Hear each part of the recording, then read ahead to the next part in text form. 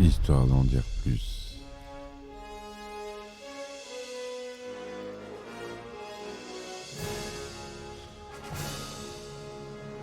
Eh ben attendez, on est en France. Allez, cul sec. Hop.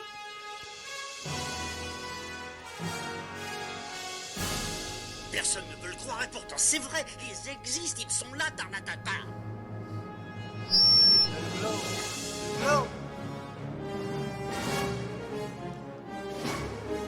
Il faut qu'on pète.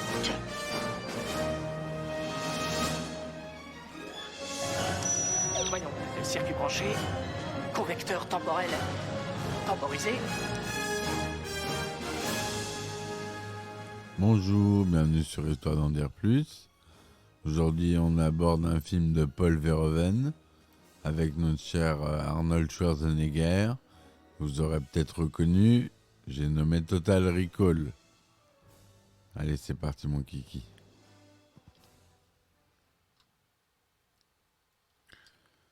Donc Total Recall ou Voyage au centre de la mémoire au Québec est un film de science-fiction américain réalisé par Paul Verhoeven qui est sorti en 1990. Il dure 113 minutes et il s'agit de l'adaptation de la nouvelle Souvenirs à vendre de Philippe Cadic, We Can Remember It If You Were Sale. Alors, le synopsis. En 2048, Mars est colonisé et exploité pour le turbinium enfoui dans son sous-sol. La planète est tyranniquement administrée par Vilos Conagen, qui contrôle les mines et l'approvisionnement en oxygène. Sur Terre, Douglas Quaid mène une vie tranquille. Il a un travail, des amis, une femme, Laurie. Cependant, il ne se sent pas à sa place et rêve très fréquemment de Mars et se voyant explorer la colonie en scaphandre en compagnie d'une femme brune, alors qu'il avoue lui-même ne jamais être allé sur cette planète. Obsédé par ce rêve récurrent, il semble intéressé par les offres de la société Recall, qui propose à ses clients l'implant de souvenirs factices, mais qui paraissent aussi réels que de vrais souvenirs. Contre l'avis de sa femme et les avertissements de son meilleur ami Harry, qui a entendu parler d'un client lobotomisé accidentellement, il décide de se faire implanter un souvenir chez Recall. Alors que Quaid discute du souvenir à implanter avec l'employé de Recall, il choisit sans hésitation la planète Mars comme destination de son souvenir. Bien qu'au début réticent à payer des options supplémentaires, il accepte l'idée concernant des souvenirs qui sortent de l'ordinaire, des souvenirs dans lesquels il pourrait être autre chose que lui-même. Sportif célèbre, milliardaire, playboy, agent secret. Tenté par l'idée, Quaid qui répond alors à un questionnaire qui aidera Recall à programmer le meilleur souvenir possible à Quaid. Il sera un agent secret poursuivi par des tueurs, découvrira un secret concernant des artefacts extraterrestres, etc. Et surtout, il luttera auprès d'une belle femme brune, femme qui ressemble fortement à son rêve récurrent. Alors que Quaid est prêt à recevoir son souvenir, il est endormi afin de procéder à l'opération. Cependant, peu de temps après le début de l'intervention, les employés se retrouvent face à un Quaid enragé qui leur demande de le laisser partir car sa couverture d'agent infiltré a été découverte et que d'autres agents vont venir les tuer. Pour le responsable de Recall, Quaid s'est réveillé pendant l'implantation du souvenir en mémoire et est en train de rêver éveillé. Cependant, l'employé responsable de l'opération lui annonce que cela est impossible car le rêve n'a pas encore été implanté chez Quaid. Afin d'éviter tout problème, Quaid est drogué et jeté inconscient dans un robot taxi. Son dossier était auparavant effacé de chez Recall. C'est à partir de ce moment-là que le scénario du film diffère véritablement de la nouvelle de Philippe Cadic. Quaid se réveille alors sans aucune idée de ce qui lui a pu lui arriver. Alors qu'il est en train de rentrer chez lui, il croise son ami Harry et un groupe d'hommes qui lui reprochent d'une manière très agressive d'être allé chez Rickle. Quaid est alors attaqué par Harry et les hommes qui l'accompagnaient, et après un combat rapide, Quaid les tue tous, malgré lui, et à sa grande surprise. Quaid rentre chez lui et raconte toute l'histoire à sa femme qui lui dit, c'est Sharon Stone, sa femme dans le film, qui lui dit qu'il a rêvé et que rien de tout ça n'est vrai. Cependant, après avoir constaté le sang sur les mains de Quaid, elle réalise qu'il dit vrai et il l'attaque sans explication. Elle est rapidement maîtrisée par Quaid et lui avoue qu'elle fait partie de l'agence, qu'il n'est pas Doug Quaid, que sa mémoire a été effacée et qu'on lui a fait d'autres implants dans lesquels il est marié avec elle. Doug n'a pas le temps d'obtenir plus d'explications car il se rend compte que Laurie est en train d'essayer de gagner du temps, permettant à des hommes de main dirigés par Richter de venir l'éliminer. Quaid leur échappe de justesse et s'enfuit. Il est contacté par une personne qui prétend l'avoir connu auparavant et lui laisse une mallette que Quaid lui avait confiée, dans laquelle il découvre de l'argent, des papiers d'identité, un ordinateur portable et d'autres objets. Dès l'allumage de l'ordinateur, il aperçoit un message vidéo enregistré par lui-même. Son alter ego vidéo lui apprend qu'il s'appelait en réalité Hauser et qu'il a travaillé pour Cohagen sur Mars, qu'il y a découvert d'importantes choses concernant les mines martiennes, qu'il a aidé la résistance luttant contre Cohagen, mais qu'il a été attrapé et que la mémoire d'Hauser a été remplacée par celle de Quaid. De plus, le message vidéo lui indique comment enlever le mouchard qu'il a dans le crâne et qui permet aux hommes de Cohagen de le localiser aisément, et finit par lui dire qu'il doit se rendre sur Mars afin de recontacter la résistance. Arrivé sur Mars, il sème la milice locale et les hommes de Cohagen et prend fuite au Hilton, hôtel dans lequel il aurait déjà séjourné sous le nom de Brubaker. Suivant un indice laissé apparemment par lui-même dans son coffre personnel à l'hôtel, Quaid part dans le quartier chaud de la colonie martienne. Vénusville, quartier exposé aux radiations martiennes causées par l'exploitation du turbinium, radiation engendrant des mutations sur les habitants non protégés. Il y rencontre la femme qu'il voyait dans ses rêves, Melina, avec qui il aurait eu une relation. Le croyant mort, tué par Cohagen, et ne lui pardonneront pas de s'être enfui sans la prévenir, Melina ne croit pas ces explications de Quaid, qui prétend que sa mémoire a été effacée et qu'il ne se souvient de rien. Melina n'est pas convaincue et chasse Quaid. De retour au Hilton, Quaid reçoit la visite d'un homme se présentant comme le docteur Edgemar. Ce dernier lui explique que la procédure d'implantation du souvenir s'est mal passée, qu'il est toujours sur le siège de Sherry Cole en train de rêver. Edgemar apprend à Quaid qu'il est bloqué dans son propre délire, qu'il invente son rêve au fur et à mesure qu'il le vit et qu'il souffre d'une schizo-embolie. Edgemar a été implanté dans le rêve de Quaid afin de le raisonner et pour appuyer ses dires, il lui démontre que tout ce qui s'est passé jusqu'à présent c'était simplement ce qu'il avait commandé chez Rickle. Sa couverture d'agent secret, les tueurs, Mars, Melina. Cependant, il faut arrêter le rêve avant que Quaid ne subisse des dégâts irréversibles au cerveau. Il fait entrer Laurie qui confirme tout et assure Quaid de son amour, l'implorant de revenir à la raison et de reprendre le cours de sa vie. Quaid réfléchit et s'enquiert de la manière dont il devrait procéder en admettant cette explication.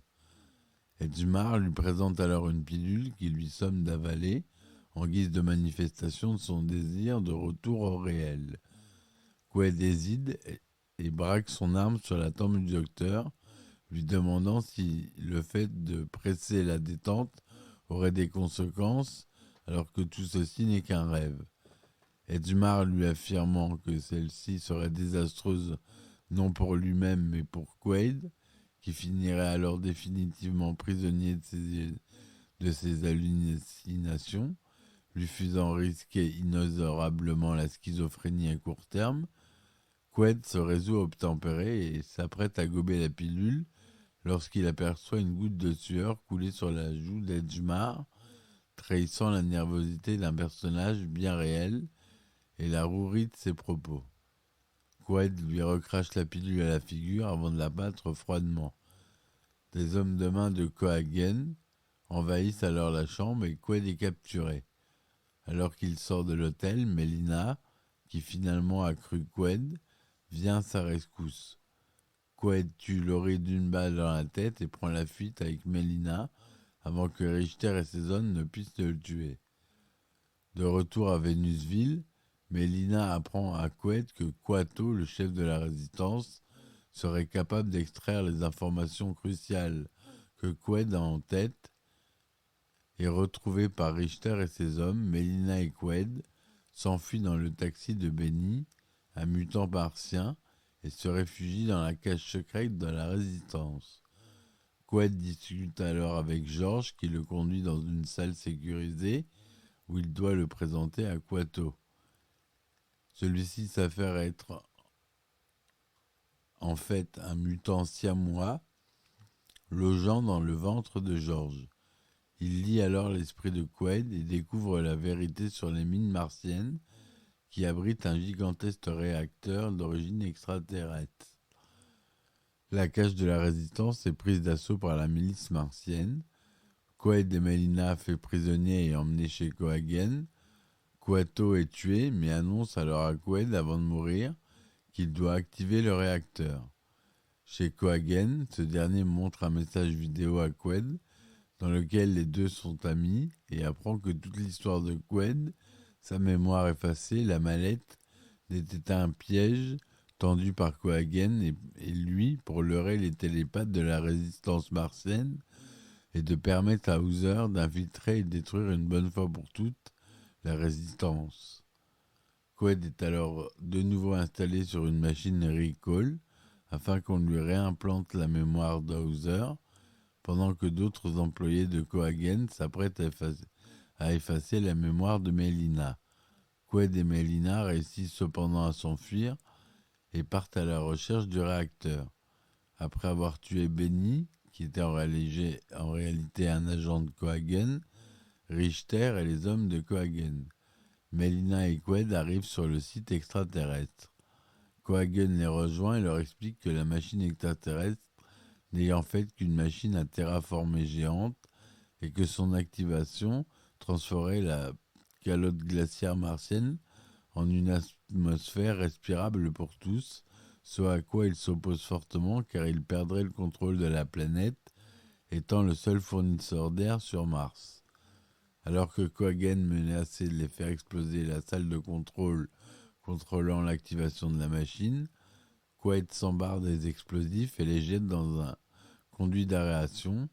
La brèche ouverte crée une dépressurisation qui aspire tout au dehors. Cohagen est projeté à la surface martienne sans scaphandre et meurt d'asphyxie et de décompression. Avant d'être aspiré sur la surface avec Melina, Quaid réussit à activer la machine. Ils sont projetés à leur tour en dehors, mais sont sauvés in extremis par la vague d'air respirable crachée par la machine extraterrestre. Mars est terraformé et Vénusville libérée du joug de Cohagen. Quaid embrasse Melina en se demandant si tout cela était un rêve ou la réalité. Voilà pour le synopsis du film, avec beaucoup de rebondissements. C'est les intrigues dans les intrigues. Faut lire la nouvelle de Philippe Cadic, Souvenir à vendre. Elle vaut le coup, elle vaut le détour. C'est une réalisation de Paul Verhoeven, un peu différente de ce qu'il fait d'habitude. On a un budget de 65 millions de dollars par la production Carolco Pictures, distribution aux États-Unis la TriStars, et en France c'est Canal+ et Columbia TriStars. Le format est en couleur 1,85e Dolby Surround 35 mm. Il est sorti aux États-Unis le 1er juin 1990 et en France le 17 octobre 1990. Arnold Schwarzenegger joue Doug Quaid et Carl Hauser. Rachel Ticotin, Melina. Sharon Stone joue Laurie Quaid. Michael Ironside, le fameux qu'on voit dans Starship Troopers de Paul Verhoeven toujours, joue Richter. Ronnie Cox joue Vilos Cohagen. Marshall Bell, George Uquato. Mel Johnson Jr., Benny. Le scénario est adapté de la nouvelle Souvenirs avant de Philippe K. Dick, publiée en 1966.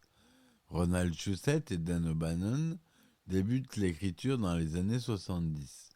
Ils se rendent cependant compte que leur projet est très ambitieux, coûteux et difficilement réalisable avec les effets spéciaux de l'époque.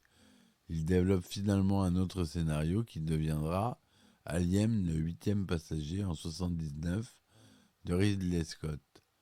Le projet passe ensuite de studio en studio. Au milieu des années 80, il est acquis par le producteur italien Dino De Laurentiis, qui envisage alors Richard Dreyfuss dans le rôle principal.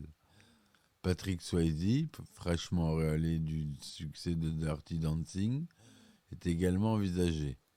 En 1987, le projet est sur le point de se concrétiser.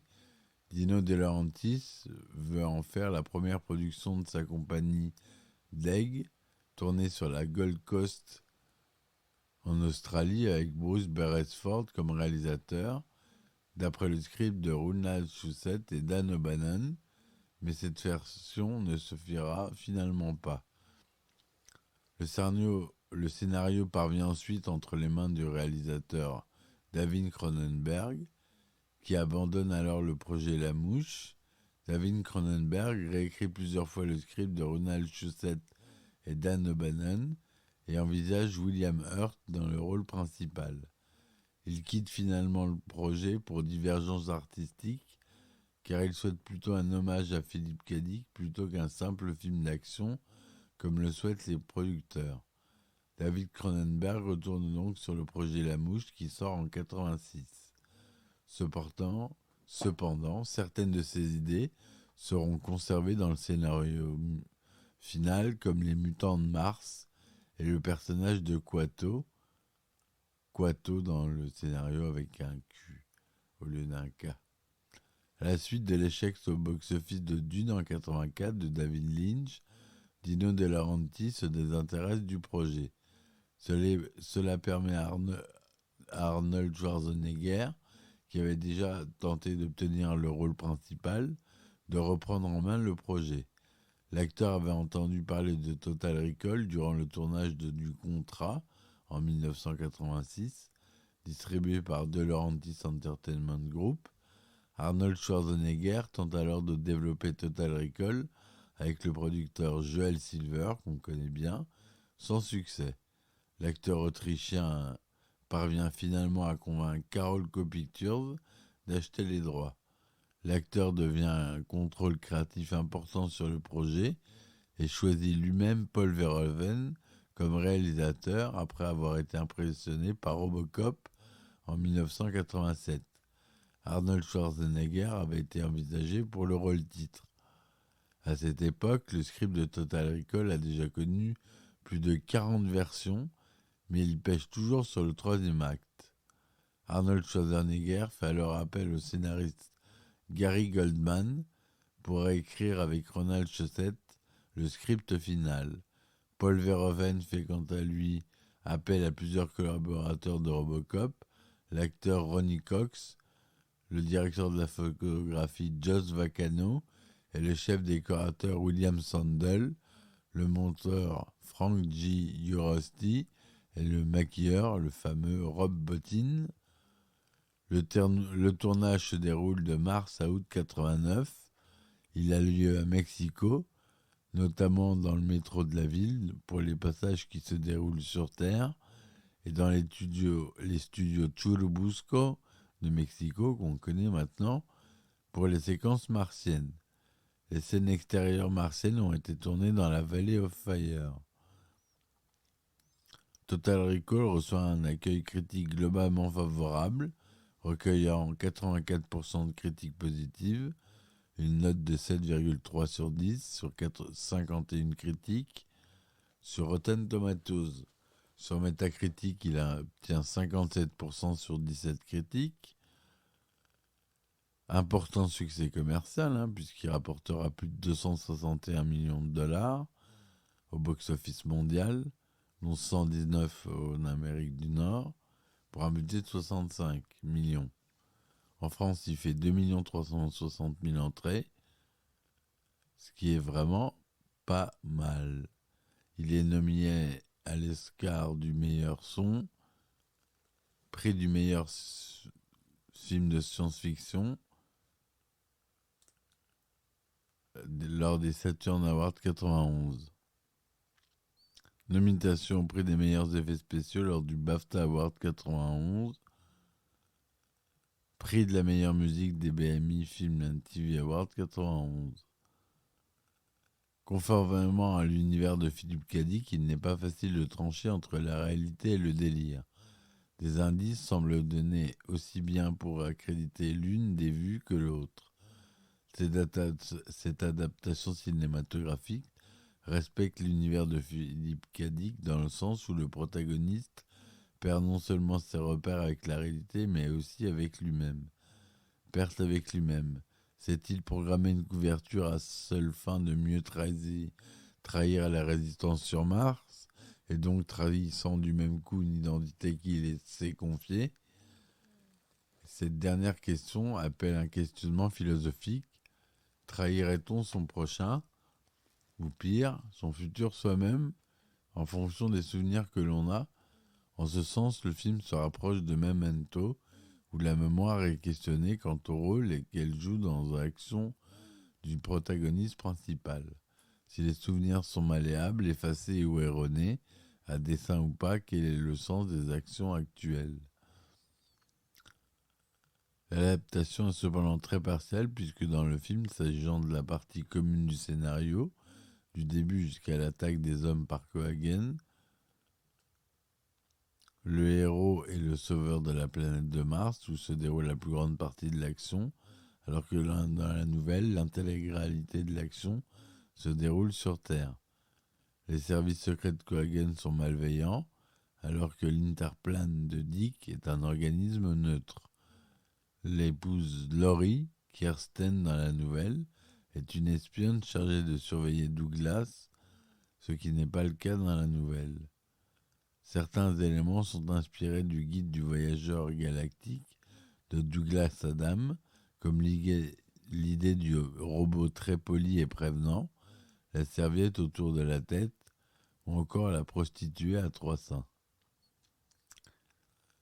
Sur l'album Paniac, Billy the Zik s'inspire du film comme thème pour la chanson IMBL, Implant Memory Bank Limited.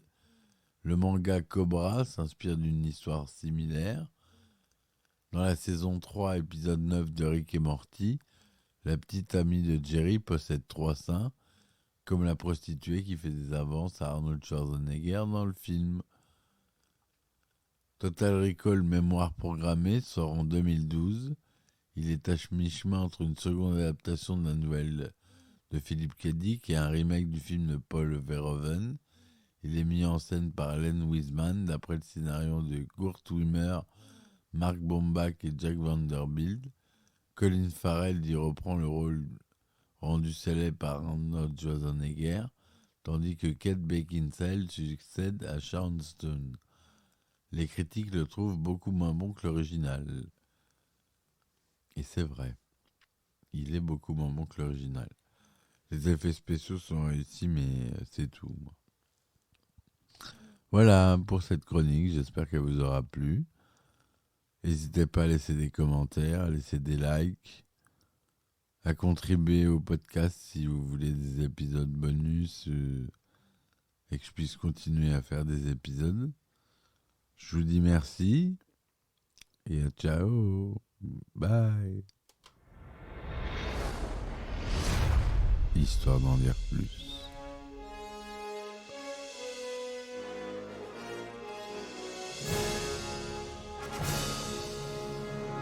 Eh ben attendez, on est en France. Allez, cul sec.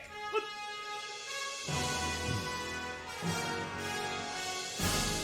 Personne ne veut le croire et pourtant c'est vrai, ils existent, ils sont là, Tarnatata.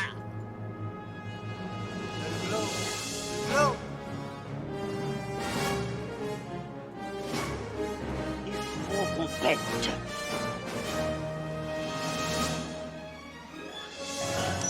Voyons, circuit branché, correcteur temporel temporisé,